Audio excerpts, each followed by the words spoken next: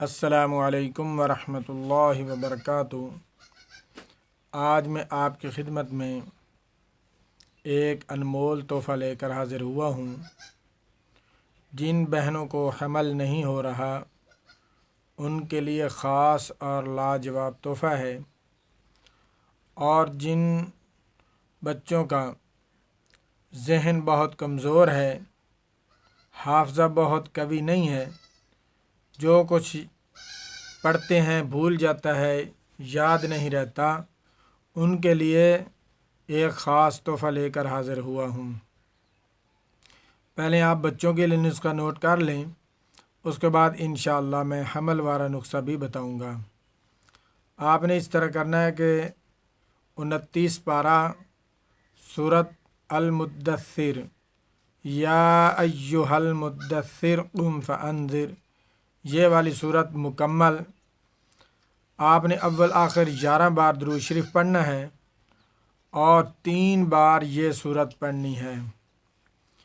جس کو کوئی چیز یاد نہ رہتی ہو، بھول جاتا ہو، یا اسکول میں سبق نہ یاد ہوتا ہو، یا قرآن مجید پڑھتا ہے تو بھول جاتا ہے، اس کے لیے لاجواب تحفہ ہے سورۃ المدثر 29 پارہ۔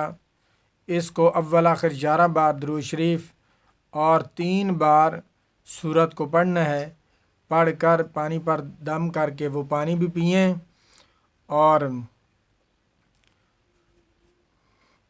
دعا مانگیں۔ جب دعا مانگیں گے تو انشاءاللہ العزیز آپ کا حافظہ قوی ہو جائے گا۔ اور حمل کے لیے نسخہ نوٹ کر لیں۔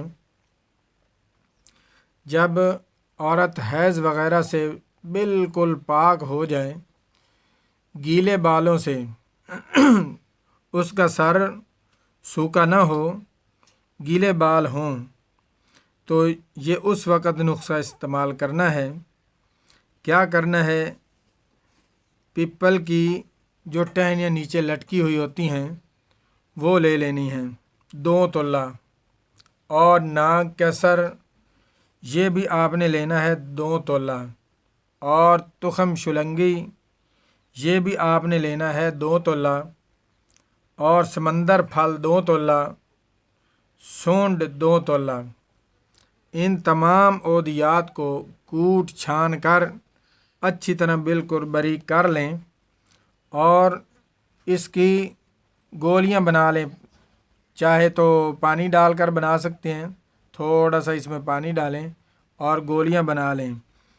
گولیاں بنانے کے بعد جب عورت حیض سے پاک ہو، پہلا غسل کرے اور سر خشک نہ ہونے پائے، اس وقت 1 عدد شلنگی کا بیج وہ کھا لیں، پانی سے نگل لیں یا دودھ سے۔ اس کے بعد جو آپ گولیاں بنائیں گے، 1 گولی ہر روز بوقت صبح پانی کے ساتھ یا ایسے ہی نگل لیا کریں، جس طرح آپ کو آسانی ہو۔ پانی کے ساتھ بھی یہ گولی لے سکتے ہیں، اور ویسے اگر نگل لیں پانی کے بغیر تب بھی ٹھیک ہے۔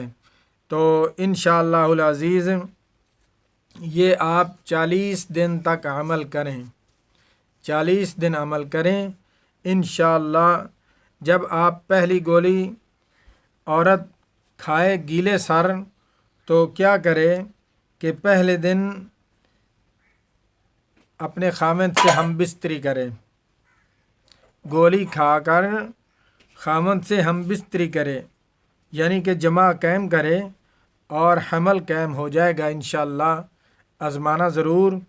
اس میں پرہیز، لال مرچ کا پرہیز کرنا ہے، ترشی چیز کا پرہیز کرنا ہے، میٹھا کچا تیل وغیرہ جو ہے ان سب سے آپ نے پرہیز کرنا ہے۔ انشاءاللہ یہ نسخہ آزمائیں، آپ کو بہت ہی فائدہ ہوگا انشاءاللہ العزیز۔